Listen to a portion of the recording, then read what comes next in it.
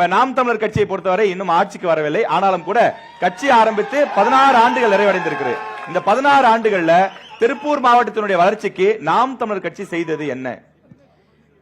முதல்ல news Tamil 24x7 நான் பாராட்டணும்னு நினைக்கிறேன். ஏன்னா விழிப்புணர்வற்ற சமூகத்துல சுதந்திரம் வெற்று வார்த்தை தான். அப்படி 16 ஆண்டு காலமாக அரசியல் களத்துல விழிப்புணர்வை ஏற்படுத்தி கொண்டிருப்பது நாம் தமிழர் கட்சி என்றால், நியூஸ் தமிழ் 24x7 இந்த ஊடக களத்துல ஒரு மாபெரும் விழிப்புணர்வை ஏற்படுத்தி ஒரு பெரிய பிளாட்ஃபார்ம் போட்டு கொடுத்திருக்கீங்க. உங்களுக்கும் உங்களுடைய தொலைக்காட்சிக்கும் என்னுடைய நான் சார்பாகவும் நான் சார்ந்திருக்கக்கூடிய கட்சி பொறுப்பாளர்கள் சார்பாகவும் எங்களை தலைமை செந்தமிழ் அப்பா சீமான் அவர்கள் சார்பாகவும் உங்களுக்கு நான் பாராட்டையும் நன்றியும் சொல்லி கடமைப்பட்டிருக்கேன்.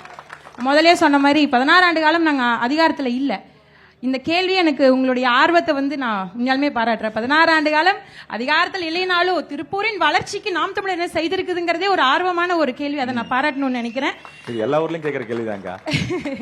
இல்ல பாராட்டணும்ல. கண்டிப்பா கண்டிப்பா சொல்லுங்க. ஒரு பெண்களின் வாழ்க்கையை சீர்குலைக்கும் மதுக்கடைக்கு எதிராக பூர்ண மதுவிலக்கு அமல்படுத்தணும்னு சொல்லி திருப்பூர் மக்களிடத்திலிருந்து கையெழுத்து இயக்கம் நடத்தி தமிழ்நாடு முழுக்க இருக்கக்கூடிய ஆட்சியர் அலுவலகத்துல ஒரே நாள்ல மனு கொடுத்து அந்த மனுவுக்கு பிரதிபலனாக 550 கடைகளை இப்போது ஆண்டு கொண்டிருக்கக்கூடிய திராவிட அரசாங்கம் மூடினாங்க. நாம் தமிழர் கட்சி சுற்றுச்சூழல் பாசறை சார்பாக பல ஏரி குளங்களை நாங்கள் தூர்வாரி இருக்கோம். தூர்வாருவது மட்டும் இல்லாம நிறைய பனை விதைகளை அங்க நட்டிருக்கோம். வேர்கள் இறங்கி நீரை தேக்கி வைத்துக் கொள்ளக்கூடிய மரங்களை செடிகள் நாங்க நட்டிருக்கோம். கடந்த 70 ஆண்டு கால அரசியல்ல இருந்த இந்த 4 பெரும் கட்சிகளும் செய்ய முடியாத ஒரு செயலை நாம் தமிழர் கட்சி செஞ்சிருக்கு. அந்த பாசறை உருவானது திருப்பூர்லன்னு சொல்லிக்கிறதுக்கு நான் பெருமைப்படுறேன். ஊழல் ஒழிப்பு பாசறை, லஞ்சம் ஊழல் ஒழிப்பு பாசறைன்னு சொல்லி பாசறையை உருவாக்கி கிட்டத்தட்ட 90 லட்சத்துக்கும் மேற்பட்ட காசு லஞ்சமா கொடுக்கப்பட்ட காசை நாங்க திருப்பி வாங்கி அந்த மக்கள் கிட்டே கொடுத்திருக்கோம். கடந்த சில நாட்களுக்கு முன்பு ஹைதராபாத்ல நடந்த தேசிய தடகள போட்டியில தங்கம் உள்ளிட்ட பதக்கங்களை வென்ற திருப்பூர் மாவட்டத்தை சார்ந்த 6 வீரர்களையும் அவங்களுடைய பயிற்சியாளர்களையும் நேர்ல சந்திச்சு அவங்களுக்கு பதக்கங்களும் பாராட்டு சான்றிதழும் நாம் தமிழர் கட்சி செந்தமிழன் அப்பா சீமான் அவர்கள் திருப்பூருக்கு வந்தப்ப அவங்களுக்கு கொடுத்தாங்க.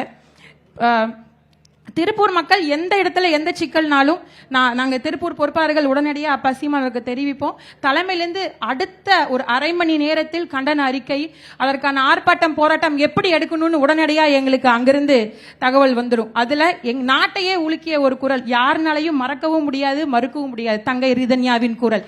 முதல் கண்டன அறிக்கை நாம் தமிழர் கட்சியிலிருந்து தான் வந்துச்சு. முதல் கண்டன ஆர்ப்பாட்டத்தை இதே அவினாசி பகுதியில் நாம் தமிழர் கட்சி செந்தமிழ் சீமான் அவர்களும் இதே மகளிர் பாசறையும் கிட்டத்தட்ட 300க்கும் மேற்பட்ட உறவுகளை திரட்டி நாங்க போராடணும்.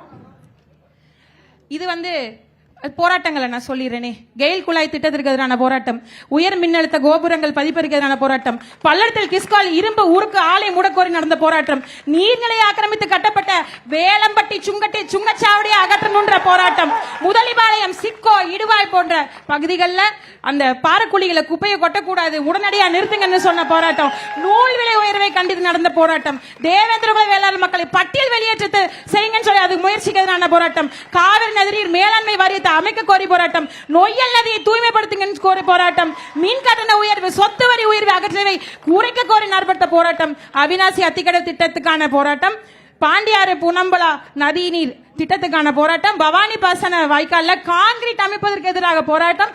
நாங்க மட்டும் இல்ல, செந்தமிழன் சீமான் அவர்கள் களத்துக்கு போராடினாங்க. கொங்கு மண்டல விவசாயிகளின் வாழ்வாதாரத்தை காக்கும் போராட்டம், அங்கன்வாடி சத்து பணியாளர்கள் அவர்களுடைய ஆதரவான போராட்டம், கறிக்கோழி பண்ணை விவசாயிகளுக்கு உரிய ஊதியத்தை கொடுக்கணும், உயர்வை கொடுக்கணும்னு சொல்லி நாங்க போராட்டம் பண்ணோம். ஜிஎஸ்டி எதிராக நடைபெற்ற போராட்டத்தில் கலந்து கொண்டு மக்களின் குரலாக அங்க நின்னோம். கிங்டம் திரைப்படத்தை திருப்பூர் இருக்கக்கூடிய திரையரங்குகள்ல இருந்து அகற்றணும்னு சொல்லி முன்னாள் திரைப்பட உரிமையாளர்கள் சங்கத்தின் தலைவர் திரு சுப்பிரமணிய அவர்களுடைய திரையரங்கத்துக்கு முன்பு அவர்கிட்ட மனு கொடுத்து நாங்க போராட்டம் பண்ணோம்.